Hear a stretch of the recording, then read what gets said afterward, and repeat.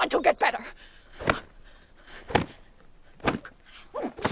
एक ऐसी बीमारी जिसका इलाज बहुत ही अजीब तरीके से किया जाता है। दोस्तों, यह एक रियल लाइफ साइकोलॉजिकल मूवी है जो कि एक world famous neurologist Sigmund Freud के साइको एनालिसिस के ट्रीटमेंट पर बेस्ड है, जिसे ए डेंजरस मेथड भी कहा जाता है। कार्ल युंग नाम का वो साइंटिस्ट जिन्होंने इस मेथड का सबसे पहले सबीना नाम की पेशेंट पर यूज किया था और आगे चलकर वही पेशेंट एक साइको एनालिसिस्ट बनी। दोस्तों, यह मूवी आपको जरूर पसंद आएगी। इस मूवी की शुरुआत होती है 1904 में स्विट्जरलैंड से। उसी वक्त हम देखते हैं सबीना को हॉस्पिटल में लाया जा रहा है, जिसे हिस्टीरिया की बीमारी थी। इस बीमारी में पेशेंट हंसना और रोना जैसे एक्टिविटी एक साथ करता है और इस हॉस्पिटल में सबीना का केस डॉक्टर यांग देखते हैं, जो कि सबीना की कंडीशन को देखने के बाद इस पर साइको एनालिसिस मेथड का यूज करते हैं। इस मेथड में डॉक्टर पेशेंट के पास्ट के बारे में पूछते हैं ताकि वो पेशेंट के बीमार होने का कारण जान सके। World association method doctor Freud के थ्योरी पर बेस्ड था। ये बस एक थ्योरी थी और इसलिए ज्यादातर डॉक्टर इस थ्योरी का यूज नहीं करते थे, लेकिन डॉक्टर यांग सबीना पर इस मेथड का यूज करने लगे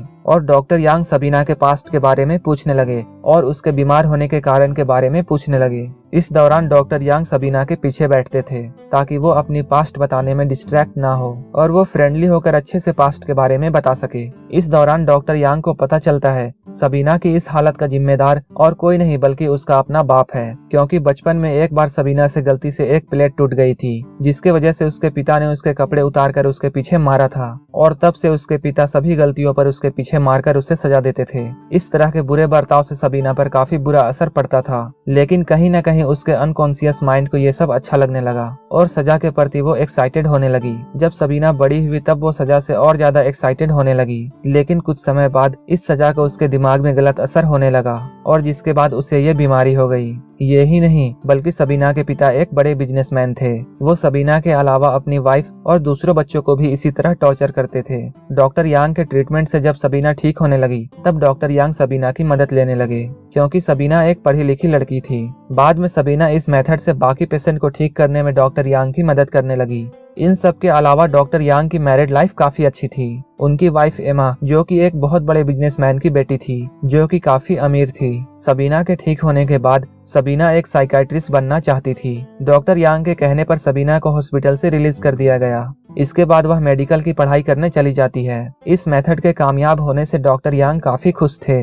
वो अपनी वाइफ के साथ इस मेथड के फाउंडर यानी डॉक्टर फ्रायड से मिलने जाते हैं, लेकिन वहां जाकर उन्हें पता चलता है डॉक्टर फ्रायड के विचार बहुत अलग हैं। वो दूसरों की अपेक्षा अपनी बात को ज्यादा महत्व देते हैं और अपनी ही बात को सही मनवाने में लगे रहते हैं। वहीं दूसरी तरफ सबीना भी डॉक्टर यांग से अटैच रहती है। इसी दौरान सबीना डॉक्टर यांग से अट्रैक्ट होने लगती है और वो बचपन में हुए अपने साथ फिजिकल एब्यूज फैंटेसी को रियल लाइफ में महसूस करना चाहती थी, जो कि डॉक्टर यांग को किस करने लगती है। लेकिन डॉक्टर यांग उसे इग्नोर करते हुए अपने हॉस्पिटल आ जाते हैं। लेकिन डॉक्टर यांग भी कहीं न कहीं सबीना से अट्रैक्ट हो चुके थे, लेकिन फिर भी वो इन सब के लिए तैयार नहीं थे। तभी उनके पास डॉक्टर फ्रायड की तरफ से डॉक्टर ग्रोस आते हैं, जो कि एक साइकाइट्रिस्ट थे। वो डॉक्टर यांग को बताते हैं वो किस तरह से काम करते हैं। वो अपने पेशेंट को वो सब कुछ देते हैं जो भी उनके पेशेंट उनसे मांगते हैं, यहाँ तक कि वो उनके साथ फिजिकली भी होते हैं, क्योंकि उनका मानना था कि ऐसा करने से उनके पेशेंट फ्रीडम महसूस करते हैं। और यही एडवाइस वो डॉक्टर यांग को भी देते हैं कि उन्हें अपने पेशेंट के साथ फिजिकली होना पड़ेगा,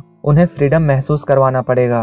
फिर डॉक्टर यांग डॉक्टर ग्रोस की बात मानकर सबीना के साथ फिजिकली होते हैं। लेकिन जब डॉक्टर यांग सबीना के साथ फिजिकली होते हैं, सबीना उनसे वैसे ही पीछे मारने को कहती है जैसे बचपन में उसके पिता उसे मारा करते थे। इसका मतलब ये था कि सबीना उस बीमारी से ठीक हो गई थी, लेकिन कहीं न कहीं उसके दिमाग में वो बचपन वाली फैंटेसी रह गई थी। ये चीज डॉक्टर यांग को काफी अजीब लगती थी। इस चीज के बारे में वो कई बार डॉक्टर फ्रायड से डिस्कस करते थे। डॉक्टर फ्रायड उन्हें बताते हैं सबीना को अनकंट्रोलेबल प्लेजर लेने की आदत है, जिससे कि वो उस फैंटेसी को एंजॉय करती है। इसके अलावा डॉक्टर यांग को कुछ नए रिसर्च भी करने थे और इसलिए वो डॉक्टर फ्रायड से मदद मांगते हैं, लेकिन डॉक्टर फ्रायड उन्हें मना कर देते हैं क्योंकि उन दोनों के विचार नहीं मिलते थे। उसी वक्त सबीना डॉक्टर यांग से एक बच्चे के लिए कहती है, लेकिन ये बात सुनकर डॉक्टर यांग सबीना को मना कर देते हैं। जब सबीना इस बात के लिए उन पर प्रेशर बनाती है तब डॉक्टर यांग उससे रिलेशन तोड़ लेते हैं और उससे बात करना बंद कर देते हैं। लेकिन कुछ टाइम बाद सबीना फिर से डॉक्टर और पेशेंट का रिश्ता बनाना चाहती थी, लेकिन डॉक्टर यांग इसके लिए अब तैयार नहीं थे। सबीना को अपनी स्टडी के लिए एक गाइड की जरूरत थी और इसलिए वो डॉक्टर फ्रायड से रिक्वेस्ट करती है और एक लेटर लिखकर अपने और डॉक्टर यांग के रिलेशन के बारे में बताती है।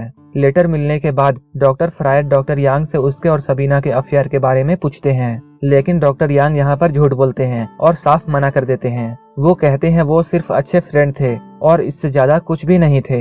ये सुनने के बाद डॉक्टर फ्रायड सबीना को डांटते हैं और आगे से उन्हें लेटर ना लिखने को कहते हैं। सबीना डॉक्टर फ्रायड का लेटर पढ़ने के बाद काफी गुस्सा होती है और डॉक्टर यांग के पास जाकर डॉक्टर फ्रायड को सब कुछ बताने के लिए कहती है। और वो कहती है बदनामी की वजह से उसने किसी को नहीं बताया, लेकिन वो चाहती तो इसके बारे में सबको बता सकती थी।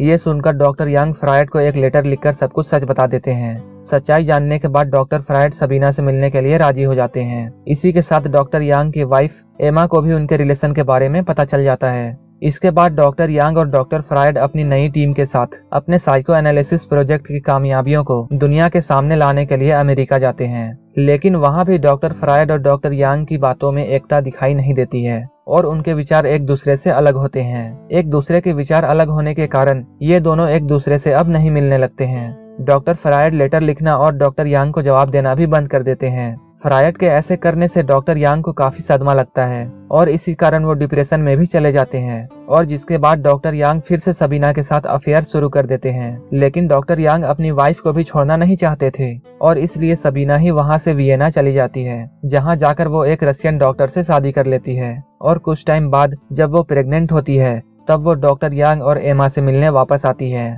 और यहाँ पर सबीना डॉक्टर यांग को बताती है वो बच्चा उसी का है। यह सुनकर डॉक्टर यांग उससे कहता है वो भी उससे बहुत प्यार करता है, लेकिन कुछ रिश्तों के दायरे होते हैं। ये सुनने के बाद सबीना वहाँ से रोती हुई चली जाती है।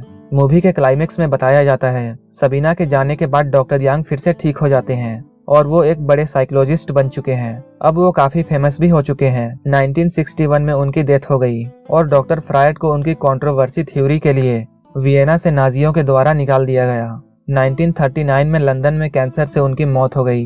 यांग से दूर जाने के बाद सबीना 2 बच्चियों को जन्म देती है, लेकिन 1942 में नाजियों ने उन तीनों को शूट करके मार डाला और यहीं पर यह मूवी खत्म हो जाती है। अगर आपको यह मूवी अच्छी लगी हो तो एक लाइक जरूर कर देना। साथ ही हमारे चैनल को सब्सक्राइब करके बगल वाले बेल आइकन पर भी क्लिक कर लेना ताकि आप हमारी कोई भी वीडियो मिस ना करें।